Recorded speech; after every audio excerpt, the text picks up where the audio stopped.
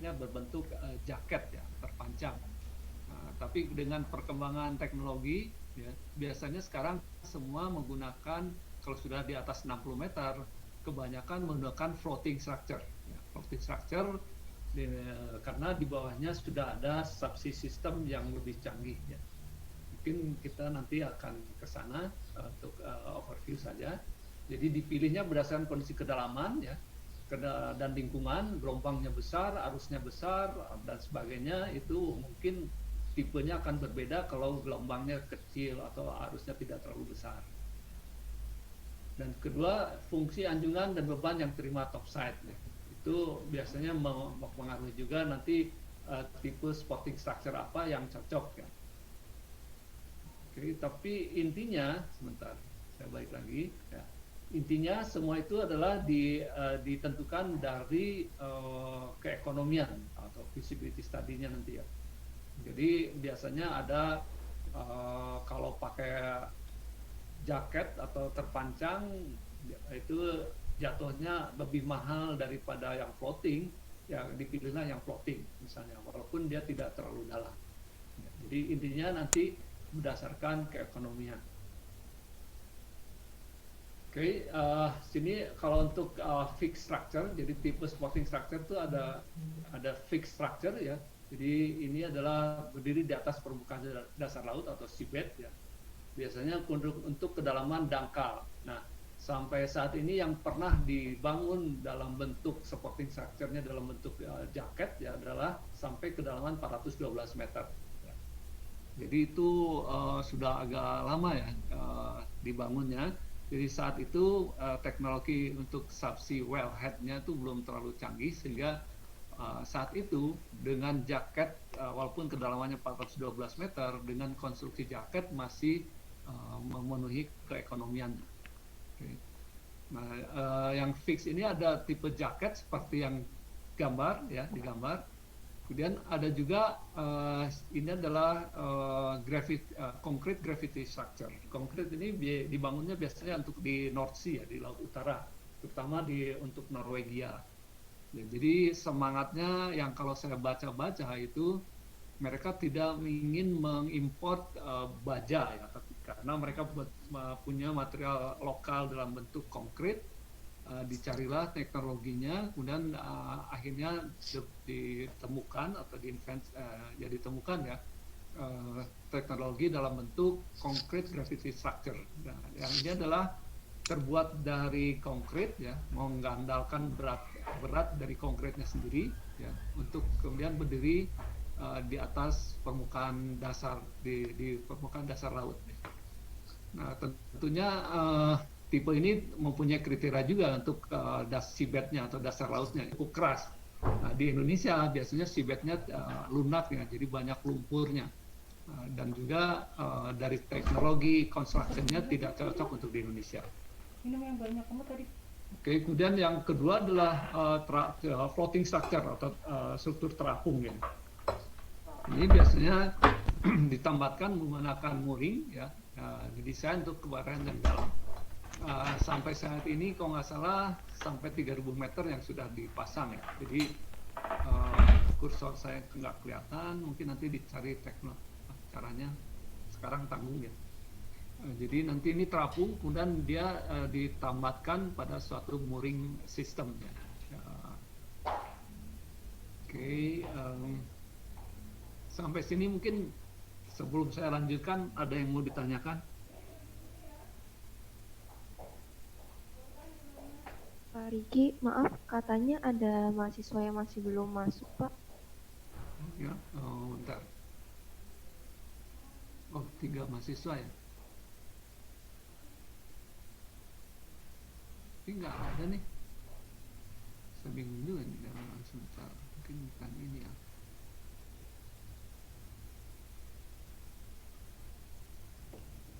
Nggak keluar di ininya. Mungkin link Zoom-nya salah kali ya.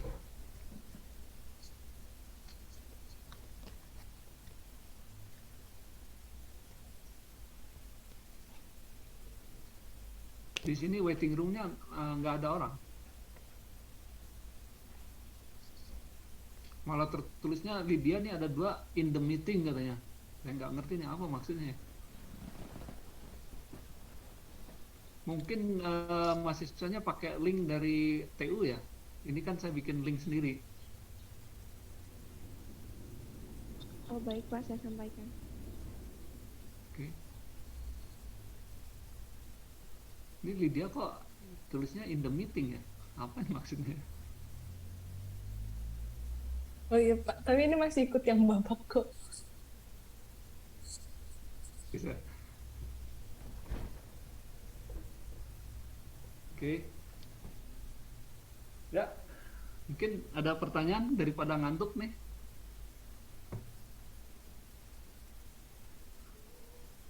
Lanjut. Lanjut, Pak. Oke.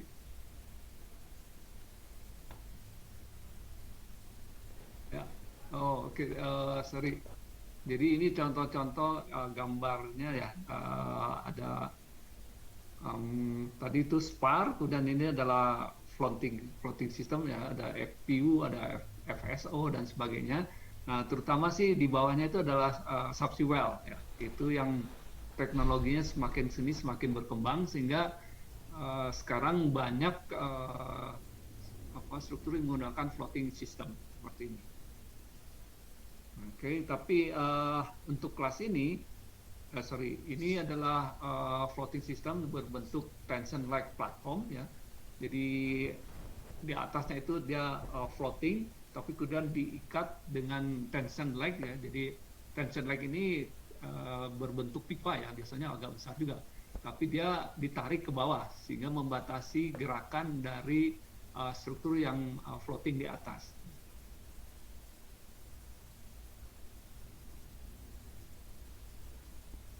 Oke. Nah, untuk kelas ini sampai saat ini yang kita akan pelajari lebih detail itu adalah untuk tipe jaket ya, jaket yang ini. Karena memang selama ini yang banyak dibangun di Indonesia ini adalah tipe jaket. Walaupun kedepannya mungkin nanti akan lebih banyak floating karena kalau kita mencari reservoir atau reserve dari gas, oil atau gas ya, itu yang di laut-laut dangkal itu sudah menipis ya, jadi sekarang bergeraknya ke arah laut dalam. Nah, tapi tidak menampik juga bahwa untuk jaket ini walaupun strukturnya sudah lama, sering juga harus dimodifikasi. Jadi kita harus mengetahui juga desain dari struktur tersebut. Oke.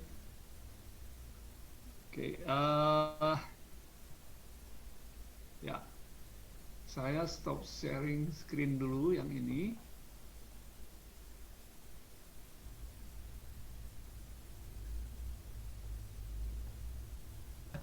Jadi ini definisi bangunan lepas pantai. Di sini salah satu dari ciri, ini salah satu ya, bagian dari lautan yang permukaan dasarnya di bawah pasang surut terendah atau bagian lautan yang berada di luar daerah gelombang pecah. Ini hanya definisi aja.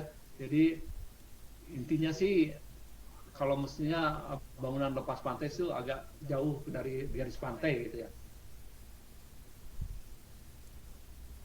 Oke, ciri-ciri dari bangunan lepas pantai di sini beroperasi di area sekitar sumber minyak saat ini ya. Saat ini memang infrastruktur lepas pantai yang banyak dibangun itu adalah untuk kebutuhan oil and gas ya. Nah, tapi kedepannya itu saya pikir tidak tertutup kemungkinan bahwa untuk pertambangan pun akan bergerak ke laut ya. Jadi oil and gas pun di awalnya itu dari darat di Texas dan ke laut dangkal dan terus mencari akhirnya ke laut dalam. Nah, untuk pertambangan saya pikir bisa saja mungkin sekarang ketemunya yang di daratnya. Tapi lama-lama kalau nggak ada akan tetap mencarinya ke laut juga gitu. Nah, itu diperlukan teknologi yang yang appropriate untuk kebutuhan tersebut. Kemudian di sini tidak beroperasi di daratan ya tentu saja ya. Nah, kemudian ciri dari bangunan lepas pantai itu biasanya tidak dibangun langsung di lapangan atau di laut. Jadi komponennya dibuat di darat untuk kemudian diangkut dan dirakit di lapangan. Nah, ini ciri-cirinya. Sebetulnya nomor 3 ini juga ada alasannya ya biasanya. Jadi semua struktur lepas pantai itu biasanya dibangun sebanyak mungkin di darat, kemudian diinstal di laut. Nah, karena biasanya kalau dibangun di darat, semua biayanya itu jauh lebih murah daripada kalau harus dibangun di laut. Jadi biasanya dari metode konstruksinya selalu diusahakan itu dilakukan di darat atau di dekat garis pantai.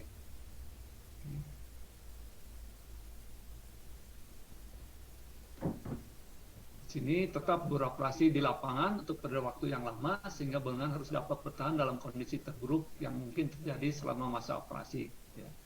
Sini nanti kalau untuk oil and gas ya itu kita berpegang pada standar API American Petroleum Institute. Ya. Itu disyaratkan misalnya struktur harus bisa bertahan untuk gelombang untuk operasional dalam periode ulang 1 tahun. Ya. Nah, tapi juga untuk yang keadaan storm atau dalam keadaan badai, struktur harus bisa bertahan terhadap beban lingkungan dengan periode ulang 100 tahun. Ya. Kenapa 100 tahun? Itu nanti juga saya akan jelaskan ya di dalam nanti. Jadi intinya sih itu sebetulnya dari pengalaman di Gulf of Mexico, di mana terjadi badai dan banyak platform yang rusak ya. Dan kemudian setelah dipelajari badai-badai tersebut termasuk ke dalam periode ulang 100 tahun. Nah, jenis anjungan lepas pantai. Di sini eksplorasi mental telah dilakukan sejak tahun 900 dan terkonsentrasi di daratan. Seiring dengan kebutuhan akan minyak yang meningkat tajam, kebutuhan akan sumber minyak baru sangat dibutuhkan. Nah, pada pertengahan abad 20, penemuan sumber minyak mulai ditemukan pada daerah pesisir pantai dan pada daerah laut dengan kedalaman menengah. Jadi awalnya di darat dan karena dicari terus kebutuhan nambah sehingga dicarilah ke laut. Nah, tapi saat ini eksplorasi dan eksploitasi cadangan minyak lebih banyak dilakukan di lokasi perairan dalam. Ya, karena apa? Karena yang di dangkal sudah mulai habis ya. Di daerah dangkal dan mungkin masih ada yang kedalaman menengah, tapi kondisi dari seabed dan sebagainya itu agak spesifik sehingga mungkin lebih resikonya lebih besar sehingga belum dieksploitasi. Berbagai konsep baru harus dikembangkan agar infrastruktur yang dibangun bisa membuat eksploitasi minyak dan gas bumi di lepas pantai tetap memenuhi keekonomian. Jadi intinya selalu keekonomian. Banyak mungkin di Indonesia ditemukan reservoir ya, tapi karena teknologi dan mungkin dan faktor-faktor lain masih belum ekonomis ya. Misalnya di Natuna Timur itu kita temukan cadangan gas yang sangat besar ya, mungkin pernah dengar ya. Tapi sampai sekarang itu belum dieksploitasi karena gas tersebut ternyata mengandung banyak CO2-nya. Jadi kalau nggak salah hampir 70% dari gas tersebut adalah CO2. Nah, karena teknologi saat ini belum berkembang untuk CO2 removal-nya, pemisahan CO2-nya, sehingga saat ini untuk membangun fasilitas pengambilan gas dari Natuna Timur itu belum visible ya. Sehingga sampai sekarang belum dieksploitasi. Nah, sini berdasarkan perilaku kondisi geometri struktur anjungan lepas pantai dibagi menjadi beberapa jenis. Tadi sudah diperlihatkan ya. Jadi fixed platform ya. Jadi ini berdiri di seabed ya. Ada steel template structure, ini biasanya adalah jaket sebetulnya. Concrete gravity structure tadi yang dibuat dari konkrit atau beton mengandalkan beratnya. Kemudian ada compliant tower, tapi compliant tower ini sudah jarang sekali. Jadi ini tipe dari steel template atau jaket, tapi dia lebih fleksibel sehingga mungkin tidak kaku ya. Kemudian yang kedua adalah floating structure tadi ya. Jadi ada tension leg platform. Di Indonesia sudah ada mini TLP ya untuk di Selat Makassar. Kemudian ada spars, ya. floating production unit ya. Ini kemudian FPU kadang-kadang sebutnya, sebenarnya ada floating production storage and offloading system. Ini FPSO. Ya.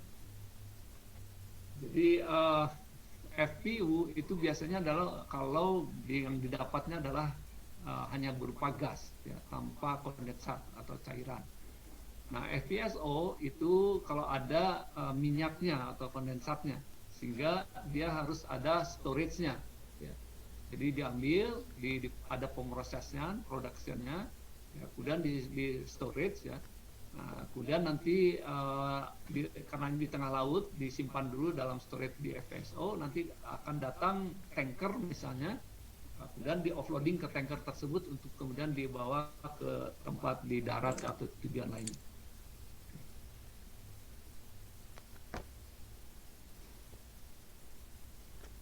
Nah, ini fixed platform tadi, jadi biasanya ini harus agak rigid ya, jadi memberikan periode natural ya dan defleksi yang minimal terhadap beban lingkungan. Ya, kecuali yang tadi yang compliant ya. Tapi sekarang sudah jarang sekali yang menggunakan compliant. Jadi sini steel template atau jaket platform, struktur ini ditopang pada dasar permukaan laut menggunakan tiang pancang atau pile ya, yang melalui jaket selimut. Jadi ada animasinya, jaket itu seperti apa, pancang itu seperti apa, dan hubungannya seperti apa. Ya. Makanya ini disebut jaket ya. Kalau di bahasa Indonesia kan jadi agak canggung. Sampai sekarang biasanya kita tetap menyebutkan struktur jaket. Oke, dek atau bangunan atas ditempatkan di atasnya untuk menyediakan ruang bagi tempat tinggal pegawai, tempat alat penguburan, dan tempat fasilitas untuk produksi atau processing. Oke, ini adalah gambar dari tipe jaketnya. Ya.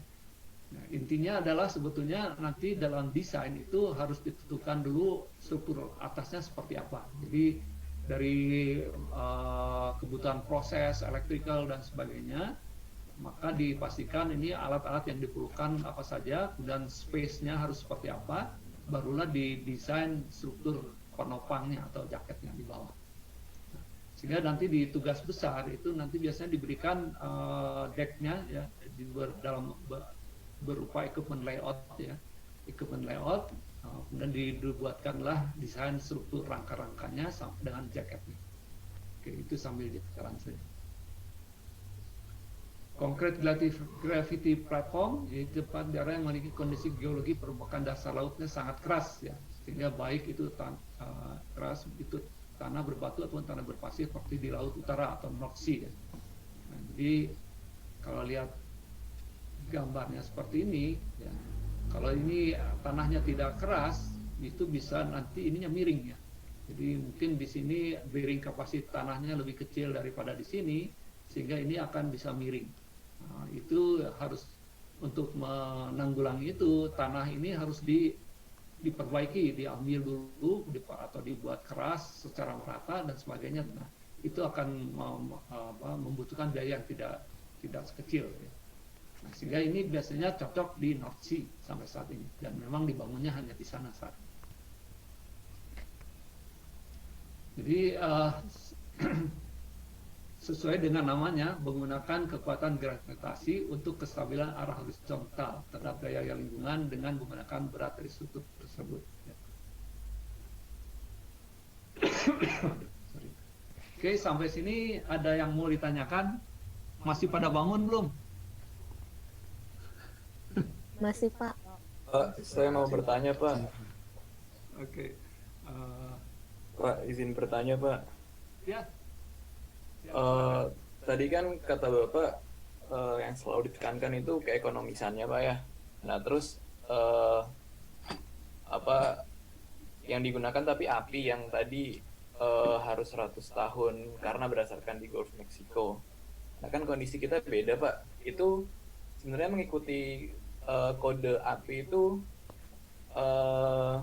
cukup ekonomis nggak sih Pak untuk digunakan di Indonesia, atau sebenarnya ada kode lain yang bisa digunakan gitu Pak untuk sampai saat ini?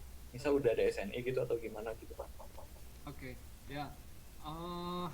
dulu sebelumnya itu semua struktur itu harus disertifikasi oleh Migas ya, jadi diatur lah semacam ada STNK-nya ya. Nah peraturan Migasnya sendiri menyebutkan harus pakai 100 tahun gitu ya. Tapi sekarang sebetulnya masih perdebatan sih. Yang saya dengar misalnya di Thailand itu sudah mulai mereka menggunakannya 50 tahun tidak 100 tahun. Jadi sebetulnya itu masih bisa didebat sih 100 tahunnya itu ya.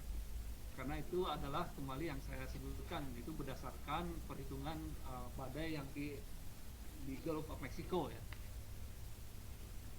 Nah cuman sampai sekarang kalau kita lihat desain-desainnya yang lebih menentukan itu adalah terhadap gempa seismik. Jadi kalau misalnya dibuat 50 tahun pun karena requirement dari gempa strukturnya kurang lebih masih tetap sama gitu.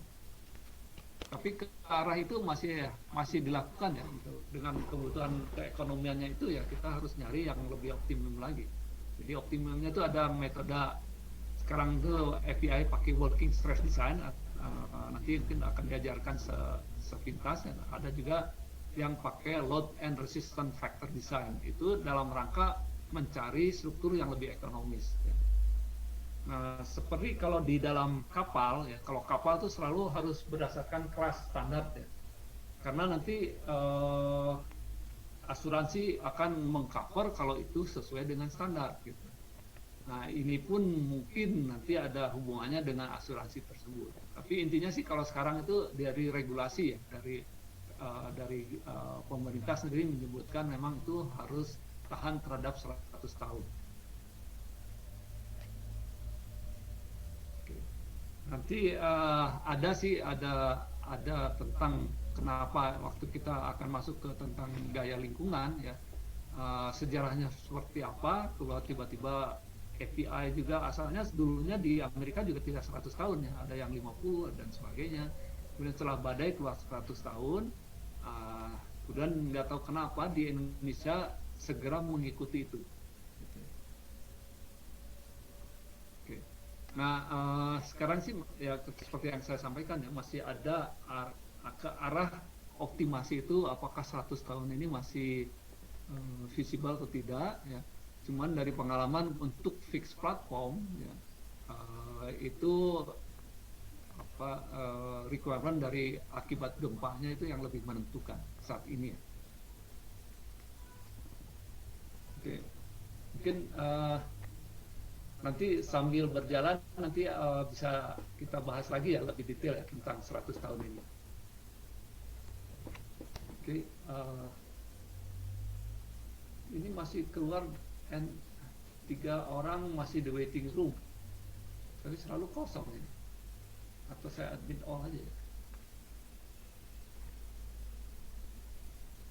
Oh nambah sendiri nih. Siapa yang masuk saya nggak tahu. Ada yang baru masuk kayak tadi. Oke, ada lagi yang mau ditanyakan?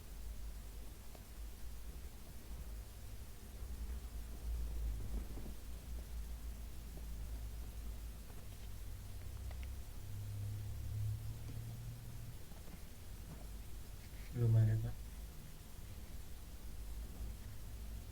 Ada. Ya, oke, kita lanjutkan. Saya mau melihat, bentar saya stop share dulu. Saja tentang FPSO. Nah, tapi floating structure kan ini sebetulnya ada tension leg platform.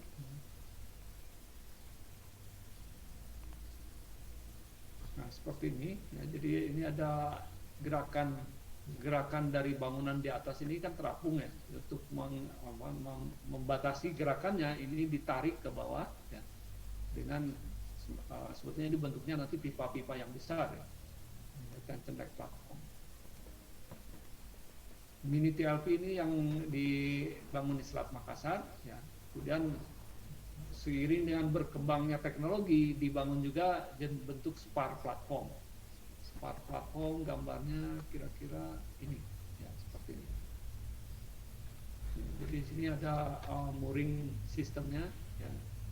Nanti ada analisa juga, kalau nggak salah sering diajarkan, mungkin saya lihat banyak tugas akhir tentang analisa dari mooring system untuk melihat gerakan dari floating ini, ya, dan gaya pada mooringnya itu berapa dan apakah masih memenuhi dan sebagainya. Kemudian floating production system di sini, nah ya. Jadi seperti yang saya sampaikan sebelumnya ya, dengan perkembangan teknologi dari subsea wellhead yang seperti ini. Jadi Christmas tree, istilahnya Christmas tree itu sebetulnya valve-nya ya. Ini di bawah, ya, jadi wet Christmas tree. Ya. Kalau dulu ini masih mahal, ya, sehingga orang masih agak ragu-ragu dengan menggunakan subsea wellhead seperti ini, karena kalau ada kerusakan dan sebagainya akan sangat mahal. Ya. Jadi misalnya ada satu perusahaan minyak yang di Indonesia ya, di daerah Natuna ya, memasang Christmas wellhead, subsea wellhead ini ya, dites sudah keluar, kemudian ditutup dulu ya, untuk kemudian nanti dibangun fasilitasnya, datang, nah pas fasilitasnya datang, ini pas dibuka ini nggak keluar lagi minyaknya atau gasnya. Nah itu harus dilakukan banyak hal ya, jadi sampai habis puluhan juta dolar, tapi ternyata masih belum keluar juga. Jadi teknologinya waktu itu belum bagus, tapi sekarang itu selalu berkembang ya. Sehingga saya melihat kecenderungannya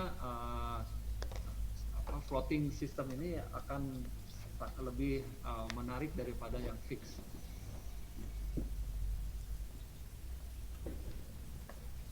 Nah ini FPSO, ini masih ada error. Oke.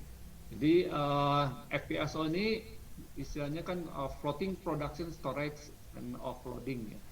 Tapi jadi ada juga FSO ya, tambah P, tambah production. Nah, kalau yang production itu ada processing facility-nya. Jadi misalnya gasnya itu atau CO2-nya ada removal atau pemisahan gas dengan minyak dan sebagainya ya. Itu ya, makanya dia disebut FPSO. Nah, kalau FSO itu hanya ngambil kemudian langsung disimpan tanpa ada processing. Jadi FPSO desain untuk proses produksi dan penyimpanan dari subsea well. Oke, seperti di bawah ini. Jadi ini ada nanti ada minyak dan gas, mungkin di sini diproses, ada suatu pemrosesan, kemudian minyaknya disimpan di sini. Kalau gasnya nggak bisa disimpan ya, gasnya itu biasanya dialirkan, ya. Atau kan ada teknologi untuk Masela di mana dia ingin menggunakan floating LNG plant ya. Jadi dari gas jadi liquid natural gas, tapi kemudian ini dibatalkan sehingga LNG plantnya dibangun di darat, sehingga gas, jadi kalau dari Masela itu ada gas dan ada kondensat atau minyaknya ya, kemudian gasnya itu langsung dialirkan ke darat, minyaknya disimpan di sini di storage, untuk nanti kemudian datang tanker atau ya tanker lah, untuk dialirkan ke tanker. Nah, tanker ini yang membawa ke tujuan lain.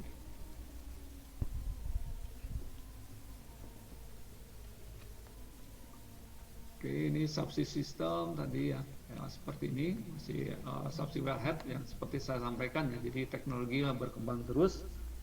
Ini sehingga sekarang lebih banyak perusahaan atau company yang menggunakan subsea system seperti ini karena biayanya tambah ke sini tambah murah, sama seperti elektronik ya.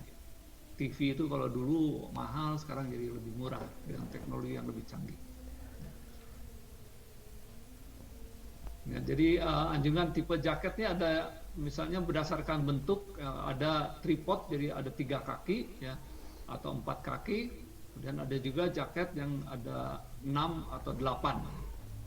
Ya, biasanya sih genap ya, setelah 4 nih genap terus ya, kecuali yang 3 kaki atau 1 kaki monopod. Kemudian dari fungsinya, ya, jadi jaket itu ada yang wellhead platform. Jadi wellhead itu biasanya ini ada grease valve-nya yang di platform, jadi khusus ngambil minyak dari bawah, kemudian di atas ada valve-nya atau biasanya disebut Christmas tree ya. Kemudian ada production process atau proses platform ya. Ini adalah untuk memprosesingnya.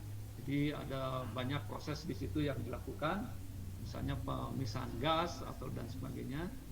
Ada juga platform yang khusus untuk quarter platform atau tempat tinggal orang.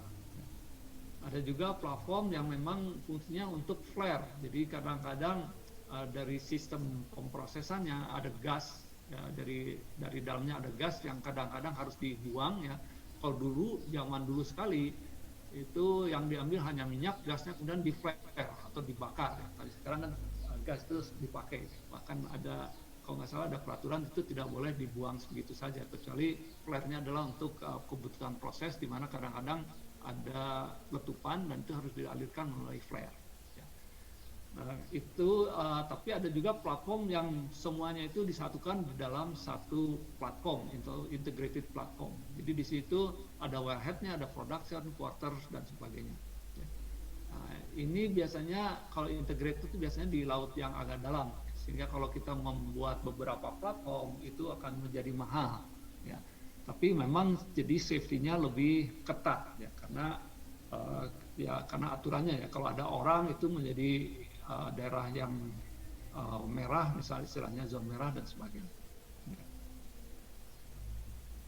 Oke, ya, nanti ada gambarnya yang sebentar, saya lupa di mana, kalau nggak salah di sini. Nah, ini adalah yang terpisah. Ya. Jadi ada wellhead platform, di sini ada living quarter, ada processing platform dipisah-pisah. Ini adalah dulu konsiderasi atau pertimbangannya adalah untuk safety ya. Jadi kalau ada apa-apa, misalnya di sini adalah kalau nggak salah ini living quarternya. Jadi orang-orang ini akan tidak langsung terekspos dengan bahaya kebakaran dan sebagainya. Tapi sekarang kembali karena keekonomian ya, harga minyak nggak terlalu tinggi juga dan sebagainya, kebanyakan sih ini jadikan integrated platform. Jadi semua ini dalam satu platform. Self-contained atau integrated platform. Sini. Oke, sampai sini ini sudah 1 jam.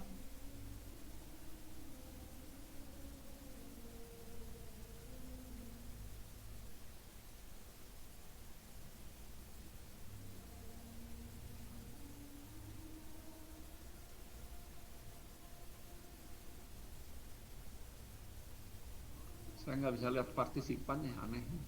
Ada yang dari sini mungkin.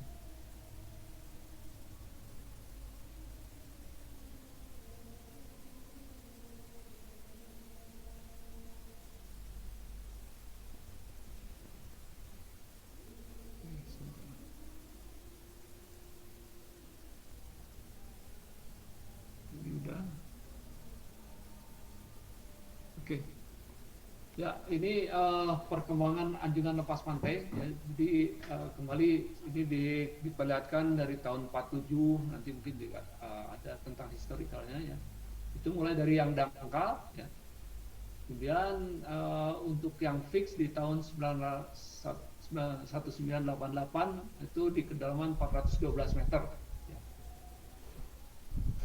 Jadi tahun itu mungkin fix ini masih dianggap lebih ekonomis ya. Kemudian di tahun 78 sebetulnya ada Copnek kalau nggak salah namanya platformnya itu di kedalaman 312 meter ya. Karena sangat dalam ya.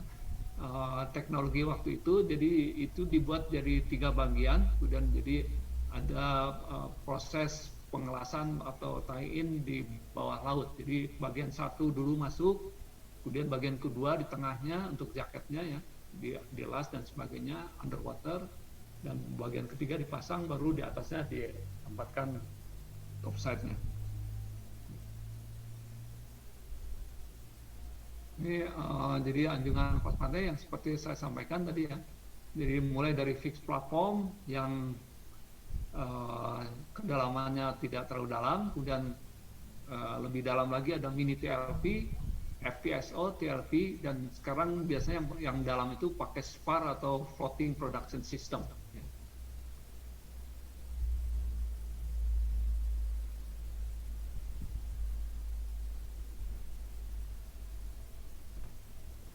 ini tipe tetap ya.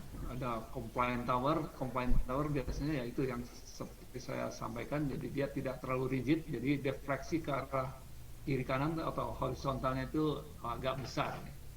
Nah itu berhubungan dengan nanti dengan equipment di atasnya ya. Ya jadi setiap equipment itu biasanya ada persyaratannya juga, dia bisa bergerak atau menahan gerakan sampai sejauh mana.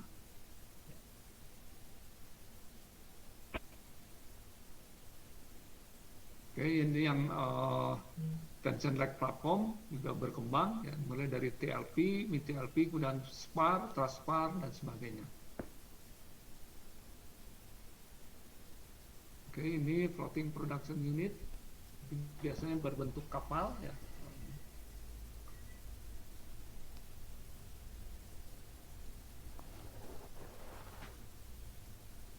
Nah, di sini saya akan menjelaskan sedikit tentang tahapan dari operasinya ya. Jadi kapan kita harus memasang itu dalam bentuk jaket atau floating atau jaket 3 kaki, 4 kaki dan sebagainya. Jadi gambarannya di sini ya kira-kira. Di tahapannya nanti di dalam untuk khusus untuk oil and gas di laut itu biasanya kita mulai dari eksplorasi ya. Survei, eksplorasi, kemudian nanti jadi migas biasanya mentenderkan suatu kawasan ya, saya lupa namanya ya. Jadi misalnya di daerah anggaplah di utara dari Jawa Tengah ya, satu kawasan, satu daerah ditenderkan, dan perusahaan minyak itu mentenderkan dia sanggup akan menaruh investasi berapa dan sebagainya, jadi ada penilaian sendiri ya. Setelah perusahaan minyak itu mendapatkan konsensi di area tersebut, sebetulnya daerah tersebut sebelumnya sudah disurvei tentunya ya, migas pun mensurvei, tapi mungkin surveinya belum detail ya. Tapi itu adalah menjadi bahan dari perusahaan minyak untuk mengajukan penawaran. Nah, kemudian setelah mendapat konsensi, dia melakukan lagi survei. Ya. Biasanya ini adalah refraksi istilahnya, jadi untuk melihat bentuk dari lapisan batuan di bawahnya seperti apa. Ya. Dari bentuk-bentuk tersebut, kemudian dari mungkin dari insinyur dari perminyakan dan geologi atau teknik geofisika, itu menentukan di mana kira-kira dia akan dilakukan drilling atau pengeboran untuk mencari apakah di situ ada minyak atau tidak. Jadi eksplorasi drilling ini yang menentukan ya. Jadi kalau di laut itu yang saya dengar sih di darat itu kalau kita ngebor satu kali ngebor tuh biayanya bisa $20 juta misalnya dulu ya. Saya sekarang nggak tahu seperti apa. Tapi di laut akan lebih mahal lagi, dan itu tidak selalu ada hasilnya. Jadi perusahaan bisnis dari minyak ini adalah high risk ya. Jadi kalau istilahnya kalau kita mendrilling kalau ngebor keluar $20 juta, tapi itu tidak ada apa-apanya atau dry hole istilahnya, ya uangnya itu hilang misalnya. Ya. Tapi kemudian kalau dari satu konsensi, misalnya kita melakukan 10 kali ngebor ya. 9 dry hole, tapi 1 itu adalah ada minyaknya gitu, dan nanti itu adalah ekonomis misalnya, maka yang 9 semua drilling 10 kali drilling itu akan diganti biayanya dari minyak yang dihasilkan di kawasan tersebut ya. Itu biasanya dari konsep PSC atau KPS ya, Production Sharing Contract. Jadi konsep production sharing contract itu perusahaan minyak memasukkan investasi untuk pengembangan drilling dan pengembangan infrastruktur. Nah, semuanya itu akan diganti oleh pemerintah dari minyak yang dihasilkan. Oke. Jadi misalnya kalau minyak yang dihasilkan adalah $100 juta misalnya ya. Kemudian untuk biaya drilling sampai itu infrastruktur sampai dia bisa menghasilkan itu adalah $70 juta ya. Maka dari $100 juta itu 70 juta dibayarkan dulu ya, untuk mengganti semua biaya, baru sisanya yang $30 juta itu dibagi ya, dibagi misalnya biasanya di gambar-gambarnya 70% untuk pemerintah, 30% untuk perusahaan minyak misalnya. Itu adalah konsep PSC ya, Production Sharing Contract. Ada juga yang baru-baru ini dicanangkan oleh waktu itu menterinya adalah saya jadi lupa namanya ya. Kemudian itu ada gross split istilahnya. Jadi kalau gross split nanti pas operation ya itu tidak kalau sebelumnya kan operasi operasi dari itu adalah 70 ganti dulu 70. Nah, kalau gross split itu pokoknya dibagi dulu ya. Jadi misalnya hasilnya 100, misalnya 50 untuk pemerintah, 50 untuk perusahaan minyak, tapi 50 untuk perusahaan minyak itu untuk mengcover semua biaya operasinya juga. Jadi pemerintah pokoknya terima bersih seperti itu, ya, tidak tergantung ke biaya operasinya. Oke. Nah itu ya untuk jadi untuk drilling, ya, kadang-kadang ada eksplorasi drilling, kok dua ya, kali maksudnya eksploitasi, development drilling, development drilling. Jadi kalau sudah setelah ditemukan nanti dilakukan lagi beberapa drilling kadang-kadang untuk menambah production atau menemukan reservoir baru di dalam kawasan yang sudah dipunyai oleh perusahaan minyak ya. Dan ada production dan transportation. Nah, sini eksplorasi pencarian lokasi minyak dan gas dalam bumi ini merupakan tugas dari ahli geologi ya. Biasanya menggunakan survei istilahnya seismik. Ini jadi biasanya menggunakan suara ya. Suara, kemudian dari suara itu jadi dia samalah seperti survei geodesi, mungkin semua sudah pernah ya. Pernah nggak ya? Sekarang saya nggak tahu. Tapi dia ada grid ya, jadi dari hasil survei tersebut akan akan tergambar dari bentuk formasi batuan di bawah. Nah, dari bentuk formasi batuan di bawah ini, kemudian dari perminyakan, dari geologi itu memperkirakan mungkin ada minyaknya di situ. Ya, ini baru perkiraan ya, jadi belum tentu ada minyaknya. Nah, ini surveinya, ini mestinya ada filmnya, tapi saya nggak tahu bisa jalan nggak bisa ya, nggak keluar apa-apa ya di sana ya? Tidak, Pak. Enggak, Pak. Ini masih teknologinya, saya ini termasuk angkatan tua jadi suka malas dengan teknologi yang lebih baru. Oke. Ya, jadi di sini biasanya dalam bentuk ini ya dibawa tergantung luasan dari konsesinya ya. Jadi dia dengan suara, kemudian dari itu diproses sehingga didapatkan gambaran dari bentuk lapisan batuan di bawah permukaan laut, di bawah permukaan dasar laut. Oke, jadi untuk mengatur lokasi kesehatan hidrokarbon. Jadi di sini seperti yang saya sampaikan itu baru perkiraannya, dan untuk memastikan gimana ya dilakukanlah drilling. Ya. Itu salah satu komitmen waktu perusahaan minyak memenangkan tender konsesi. Ya. Dia harus melakukan drilling dalam berapa lama atau melakukan investasi dalam berapa tahun. Nah, drilling ini adalah bentuk dari untuk drilling ini biasanya workover deh. Kalau di darat seperti ini kira-kira, jadi kalau saya pernah membantu perusahaan minyak, kalau mau melakukan drilling di darat biayanya cukup mahal karena itu harus membangun jalan juga ya. Jadi rig-nya itu harus dibawa dari mana, kemudian di darat tuh dibawa, sehingga kalau itu ke tengah hutan maka harus dibuatlah jalan ke tengah hutan yang memenuhi syarat supaya truk atau alat pengangkut dari rig tersebut bisa sampai ke tujuan drilling. Itu yang membuat mahal. Tapi di laut jadinya lebih mahal lagi katanya. Oke. Ya, ini biasanya ada mungkin kalau ada waktu saya akan minta teman dosen dari yang mengetahui atau teman-teman lain dari industri yang mengenai teknologi pengeboran ini ya. Jadi ada teman saya sendiri dari alumni sipil ya, yang sekarang jadi ahli ngebor ya, bahkan dia punya perusahaan untuk pengeboran. Sebetulnya dia engineer-nya sipil, tapi waktu kerja mungkin kebagiannya di tempat ngebor ini. Oke. Nah, kalau di laut itu biasanya kita menggunakan jackup drilling rig ya, jackup drilling rig. Jadi seperti ini ya. Kursornya nggak kelihatan lagi sekarang. Tadi kelihatan. Oke, yang sebelah kiri adalah drilling rig. Jadi gambarannya drilling rig ini seperti ini. Ya. Kalau nggak salah ini ada filmnya. Nah, ya kan? Ini animasi filmnya keluar nggak? Keluar, Pak. Keluar, Pak. Keluar, Pak. Ya.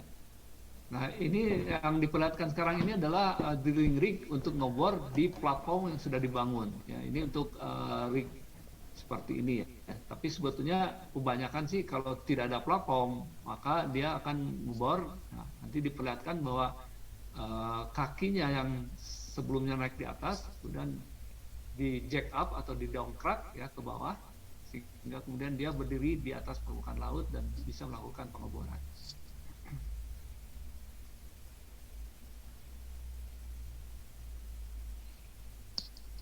Ini harus ada survei footprintnya, itu jangan sampai kena sesuatu di bawahnya ya. Dan memastikan tidak miring ya, check up-nya. Kalau miring terus kena platform ya bahaya juga, platformnya bisa rusak.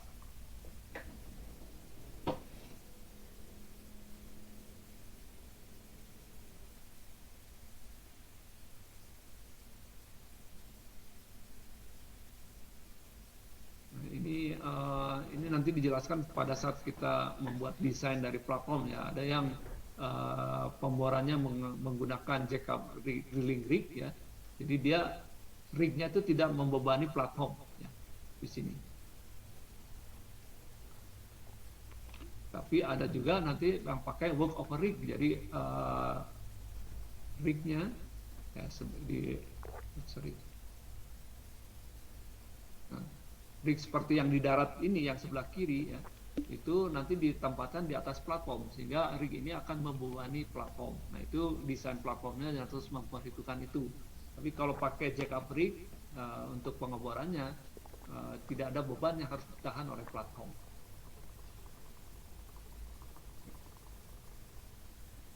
Nah, untuk di laut dalam itu pakai jackup juga susah ya, karena kan sangat dalam. Biasanya pakai ship drilling rig ya, drilling ship istilahnya mungkin ya. Mestinya ada filmnya, saya lupa taruhnya di sini atau bukan ya. Jadi bisa dalam bentuk kapal, ada juga yang dalam bentuk ini semacam floating structure ya, floating structure, kemudian nanti ngebor ke bawah. Itu biasanya pakai GPS jadi otomatis ya, dia akan, saya lupa namanya ya, jadi dia dengan ada propeller kiri kanan misalnya, jadi dia akan tetap pada satu posisi ya.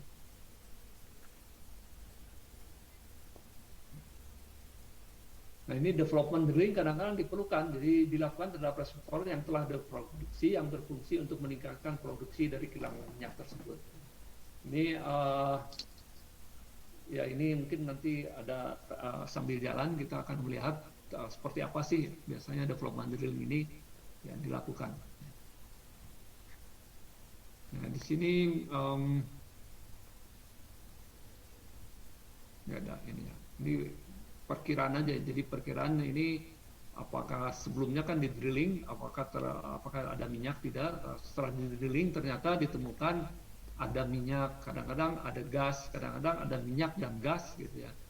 Kadang-kadang di satu tempat untuk kedalaman tertentu reservoirnya ketemunya adalah gas, kemudian lebih dalam lagi baru ketemu minyak, lebih dalam lagi ada gas lagi dan seterusnya. Itu bisa seperti itu ya. Kadang-kadang seperti Lapindo di bor keluarnya lumpur. Production dilakukan setelah pembahasan produksi selesai. Jadi, tapi ini biasanya setelah melalui tahapan feasibility study ya. Jadi keekonomian nanti di dalam tahapan desain kita membuat conceptual design dulu ya, dari dari lingkungan, kedalaman dan sebagainya, biasanya para engineer yang sudah sangat experience bisa membuat konseptual ya, jadi belum detail. Pokoknya ini kira-kira kayaknya harus jaket 4 kaki misalnya, atau pakai floating. Kemudian dari situ keluarlah biaya kasar ya, biaya kasar dari untuk pembangunan fasilitas infrastrukturnya.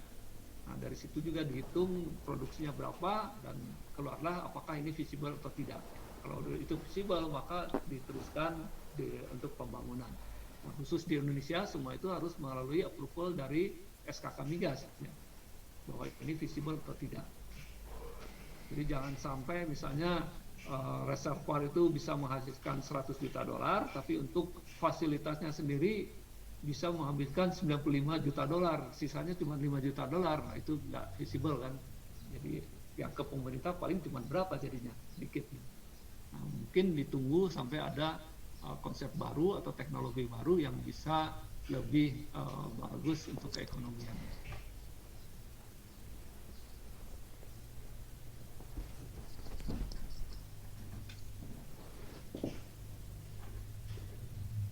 Oke. Ini kayaknya udah sejam setengah nih, lumayan capek ya. Kita berhenti dulu sekitar 5 menit sambil saya koordinasi dengan Dega ya. Baik, Pak. Oke. Saya assign dulu di Baik, Pak. biasanya orang-orang yang berpengalaman. Mas, sorry. Ini belum slideshow. Keluar, Pak. Nah, jadi ditemukan reservoir, kemudian dilakukan conceptual design, dan ujungnya adalah feasibility study dari atau keekonomian dari konsensi wilayah tersebut. Nah, ini ada contoh, tapi yang pertama ini saya tunjukkan adalah pengembangan dari development. Jadi sebetulnya untuk bibit tangguh. Ya. Di sini diperlihatkan, cuman kembali nih, kursor saya nggak keluar di layar ya. Boleh ada di sebelah kiri bawah, Pak, ada yang gambar pen. Oh itu ya, terus Nah, itu bisa dipakai. ya keluar. Aduh, sebelah kiri bawah yang mana tadi, saya nyari-nyarinya di Zoom soalnya. Ini keluar ya, bisa ya? Keluar, Pak. Oke. Nah, jadi ini adalah untuk BP tangguh ya, BP tangguh. Sebetulnya mereka punya konsesi ini, kemudian ada beberapa reservoir dalam satu konsesi ya. Jadi di sini ada Forwata Field misalnya, kemudian disebutnya apa, Wirlagar ya, ada Biba Field, of Favori Field ya, namanya aja bukannya. Ada Wiriagar Deep Field ya. Nah, tangguh sendiri membuat platform ya, kemudian dialirkan ke darat, kemudian LNG plant-nya ada di darat di sini, di tangguh istilahnya. Nah, sekarang ini yang sudah berproduksi di fase 1 ya, itu LNG tangguh 1 dan 2 itu sebetulnya baru 2 platform yang dibangun. Jadi VRA dan VRB ya. Sebetulnya di konsep pengembangannya nanti akan dibuat lagi platform-platform lain untuk mengambil migasnya dari reservoir yang ini. Ya. Tapi di fase kedua atau LNG tangguh fase 3 itu mereka mau mengambil minyak dan gas dari sini dulu. Jadi ada 2 platform yang akan dibangun. Di sini WDA, di sini ROA, kemudian dialirkan ke darat di sini. Jadi nanti ada LNG plant baru yang LNG 3 ya, yang sekarang sedang dibangun dan banyak masalah ya. Jadi ini yang adalah gambaran dari feed untuk BP ya. Nanti mungkin kalau di sini sudah berkurang produksinya ya, mungkin saja nanti dibuat platform yang ini dan dialirkan ke sini untuk supaya mensuplai ke LNG plant-nya. Okay.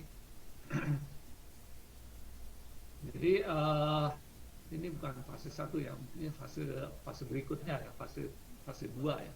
Jadi di sini akan dibangun ROA platform ya di kedalaman 30 meter dan WDA platform di kedalaman 62 meter. Di sini ROA yang ini, WDA yang ini. Oke. Jadi ini ngambil dari Biba Field ya, minyak gasnya, dan ini ngambil dari Biriagar Field. Oke.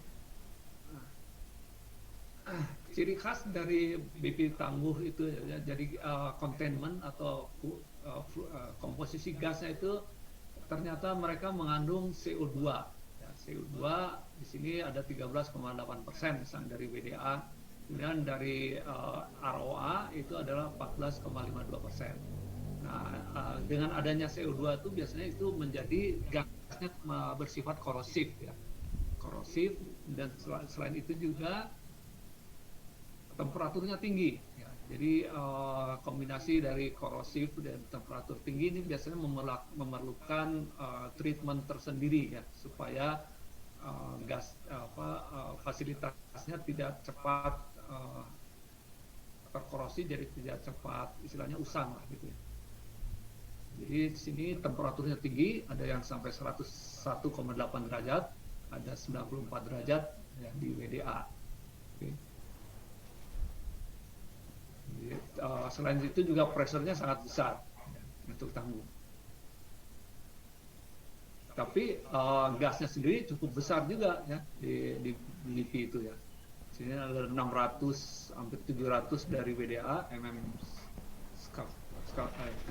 MMSCFD ya. Kemudian ada ya sekitar sama dari ORA juga. Jadi ini cukup besar sebetulnya reservoir atau produksinya. Nah, masalah dengan CO2 itu biasanya adalah sangat korosif ya. Jadi kalau kita menggunakan misalnya gasnya dialirkan ke ke darat dengan pipeline biasa carbon steel, itu akan terkorosi dengan cepat ya. Sehingga dari perhitungan dari ahli material ya, mungkin setengah dari ketebalannya akan terkorosi dalam 2 tahun ya, 2 sehingga ini akan cepat habis. Oke. Nah, caranya bagaimana untuk menanggulangi masalah ini? Jadi solusinya di sini ya, ada beberapa alternatif. Ya, CO2 itu bisa saja di lautnya dilakukan CO2 removal process, sehingga platform yang dibangun di laut itu dalam bentuk proses platform. Ya. Tentunya kalau proses platform akan lebih besar dari wellhead platform, karena di sana ada equipment yang diperlukan untuk melakukan pemrosesan. Okay. Alternatif lainnya, ya, CO2 itu akan menjadi korosif kalau ada airnya. Sehingga mungkin di laut dilakukan dehydration process, jadi airnya dihilangkan, dikeringkan, kemudian dialirkan ke darat dengan menggunakan pipa biasa ya.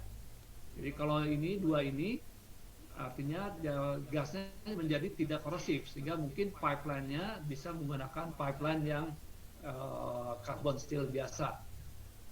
Atau terakhir adalah tidak dilakukan processing di laut ya. CO2-nya dibiarkan, airnya juga dibiarkan, tapi pipanya menggunakan material khusus. Nah, ini biasanya disebutnya corrosion resistant alloy ya, CRA pipeline. Ini nanti diajarkan di kelas pipa bawah laut ya, tentang material selection. Ini tergantung material selection ini tergantung dari gas atau minyak yang akan dialirkannya seperti apa. Apakah dia perlu lapisan khusus ya, corrosion resistant alloy atau carbon steel biasa dan sebagainya. Oke, kalau kita menggunakan CO2 removal itu jadinya kita bisa menggunakan carbon steel pipeline biasa yang pastinya lebih murah dari corrosion resistant alloy pipeline. Nah, karena ada pemrosesan itu jadinya platformnya yang akan dibangun adalah processing platform yang biasanya lebih besar dari wellhead platform biasa. Nah, dari pengalaman, jadi yang menggunakan melakukan conceptual design ini biasanya yang pengalaman ya, dia melihat dari statistik juga di platform kondisi productionnya seperti apa, kemudian di luar negeri atau di tempat lain sudah pernah dibangun yang mirip-mirip, itu ada platform biasanya size-nya harus pakai 6 sampai 8 kaki, jaket platformnya 6 sampai 8. Ini kedalamannya belum terlalu dalam, jadi biasanya jaket masih visible. Nah, misalnya kalau di sekarang namanya ONJ ya, dulu BP West Java itu ada pakai proses platform yang untuk CO2 removal itu pakai 8 kaki. Ya. Nah, kalau pakai H2O removal atau dehydration process ya, kembali jadi gasnya jadi tidak korosif sehingga kita bisa menggunakan carbon steel pipeline biasa. Tapi processing facilities-nya jadi diperlukan, di situ ada equipment yang diperlukan sehingga ini biasanya memerlukan platform cukup besar juga ya. Jadi teknologinya macam-macam, di sini ada membran system dan sebagainya. Di sini prediksinya adalah platformnya sekitar 6 sampai 8 kaki ya, untuk karena lebih besar. Nah, opsi ketiga itu pakai CRA, jadi platformnya sendiri tidak melakukan processing, ya. Jadi dia hanya masuk ke Christmas tree atau valve, kemudian langsung dialirkan ke darat melalui pipeline. Nah, pipeline-nya itu menggunakan CRA, jadi biasanya ini adalah bentuknya adalah carbon steel, tapi di dalamnya dilapisi suatu logam yang corrosion resistant, yang tahan korosi ya. Nah, macam-macam lapisan ini ada, misalnya ada yang 316L dan sebagainya. Kembali ini nanti diajarkan di kelas pipa bawah laut tentang material selection. Jadi ada istilahnya line pipe, ada juga yang bonded clad ya, clad pipe, line pipe dan clad pipe. Jadi karena tidak dilakukan proses di offshore, sehingga platformnya itu biasanya hanya wellhead platform biasa. Biasanya menggunakan platform dengan 4 kaki. Ini kembali karena dari orang-orang yang pengalaman, kemudian mengambil sampel dari tempat lain sesuai dengan teknologi saat itu, maka biasanya diperlukan seperti ini. Tapi kan teknologi itu selalu berkembang ya. Jadi misalnya pompa yang dulu kapasitasnya anggaplah ukurannya dalam watt ya, 10 watt itu dulu besarnya sekian, harganya sekian, mungkin sekarang besarnya jadi lebih kecil setengahnya dan harganya juga lebih kecil lagi gitu, besarnya. Itu karena perkembangan dari teknologi. Oke. Sini diperlihatkan kalau menggunakan dehydration system. Jadi ini wellhead, kemudian di dalam itu ada separator ya, separator gas dan kondensat atau sebagainya, kemudian di dehydration. Nah, ini dialirkan menggunakan carbon steel biasa ya, tapi di darat nanti CO2-nya harus dikeluarkan dan dilakukan lagi karena requirement dari LNG itu harus di dehydration lagi. Prosesnya kira-kira seperti ini kalau kita melakukan dehydration system. Nah, tapi kalau tidak ada processing, jadi di platform itu hanya ada wellhead saja dan langsung dialirkan ke darat menggunakan CRA pipeline. Nanti di darat baru dilakukan CO2 removal dan dehydration untuk kemudian diproses ke LNG plant. Sampai sini ada yang mau ditanyakan? Ada yang masih bangun nggak? Masih Pak. Masih Pak, masih. Masih Pak. Masih, Pak. Mestinya kalau keluar partisipan nanti saya bisa nanya satu-satu nih siapa gitu, random gitu ya, biar tiba-tiba bangun. Okay. Jangan Pak. Ya, oke, lanjut ya. Jadi ini dua sistem ya. Yang pertama ada processing platform, yang kedua tidak ada processing platform, jadi hanya wellhead. Nah, ujungnya adalah kembali keekonomian ya. Jadi harus diperhitungkan nih Kalau pakai dehydration gimana ya terhadap pipeline-nya dan sebagainya. Ya. Sini diperlihatkan misalnya terhadap pipeline-nya ya kalau dia menggunakan CRA atau carbon steel bagaimana, kemudian platformnya kalau processing platform atau wellhead platform saja gimana, kemudian overall cost impact-nya. Ya. Tentunya kalau pakai pipeline carbon steel biasa tapi platformnya pakai processing, ya. Platformnya lebih mahal, pipeline-nya lebih murah. Tapi kalau pipeline-nya pakai yang corrosion resistant, lebih mahal dari carbon steel, platformnya jadi lebih murah, misalnya seperti itu. Nah, itu yang harus dibandingkan di dalam pemilihan konsep untuk production-nya.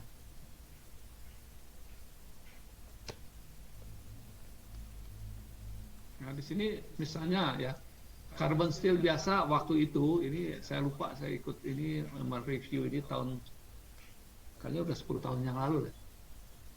Ya, misalnya carbon steel-nya harganya 2.250, tapi kalau clad pipe ya, HCRA itu bisa 7.250 per ton. Jadi 3 kali lipatnya. Jadi yang carbon steel itu hanya sepertiganya kira-kira. Tapi processing-nya tambah tinggi grade dari baja atau pipa, biasanya pengelasannya akan lebih rumit ya. Sehingga di sini diperlihatkan misalnya kalau carbon steel biasa pengelasannya lebih cepat, jadi bisa masang pipa tuh sekitar 1.600 meter per hari. Ya. Tapi kalau clad pipe yang resistan, kalau corrosion resistant itu karena pengelasannya lebih rumit, mungkin perharinya hanya bisa masang sampai 600 meter. Ya, sehingga kecepatannya itu kalau pakai karbon tuh sekitar 2,7 kali lebih cepat ya, daripada yang CRA. Oke. Ini gambaran kasar dari biaya untuk material dan installation-nya. Ya. Harganya harga waktu itu ya kira-kira. Nah, kemudian sudah lohor.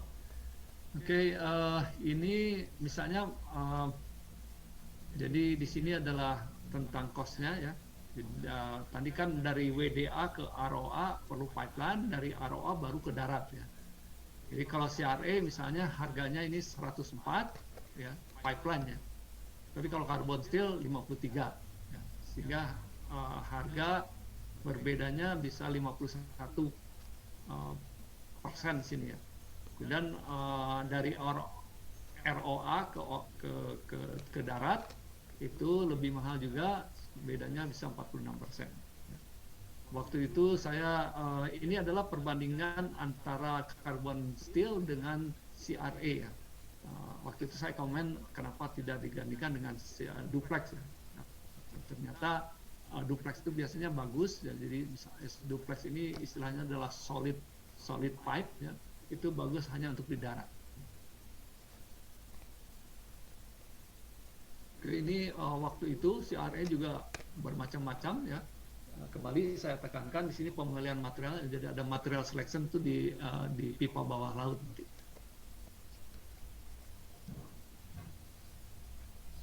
Nah, kemudian dari segi platformnya ya, itu berdasarkan statistik dari tempat lain ya. Jadi kalau dia pakai production processing platform ya, sini harganya sekitar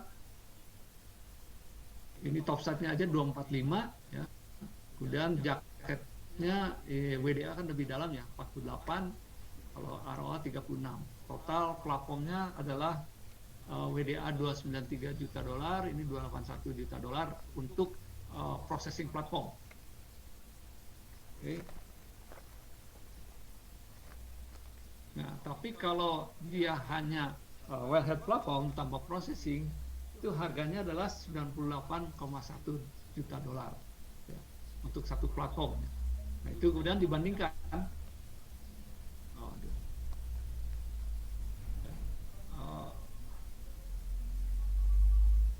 oke, ini tangguh, nggak apa-apa ya, terus lanjut aja ya. Jadi misalnya kalau pakai carbon steel ini harganya lebih murah sekian ya untuk pipeline-nya, tapi platformnya lebih mahal sekian. Jadi secara overall ya, kalau dia menggunakan processing platform itu lebih mahal sampai 280 juta dolar dibandingkan kalau hanya dengan WiFi platform dan CRA pipeline. Sehingga kesimpulannya ya dia lebih baik menggunakan CRA ini daripada membangun processing platform yang butuh besar, sehingga itu adalah sekitar 6 sampai 8 kali.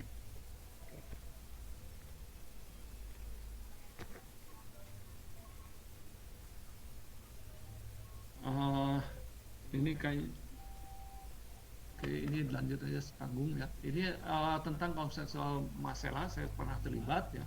Masalah ini sangat besar juga ya di sini. Jadi waktu itu Shell dan juga Impact mengajukan menggunakan floating LNG ya. Jadi LNG plant-nya itu di laut ya.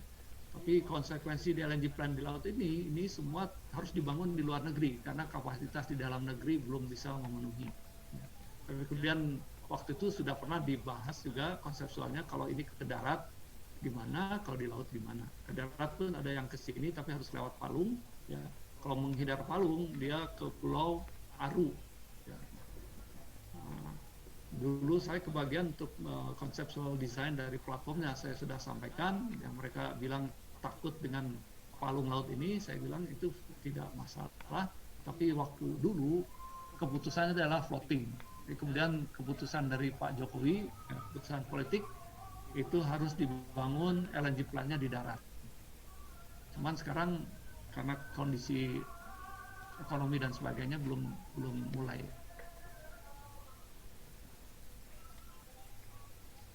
Oke, mungkin dari saya sekian dulu ya. Dilanjutkan Dega, saya lupa ini nggak direkam ya. Karena saya beli komputer terbaru supaya bisa ngerekam. Oh,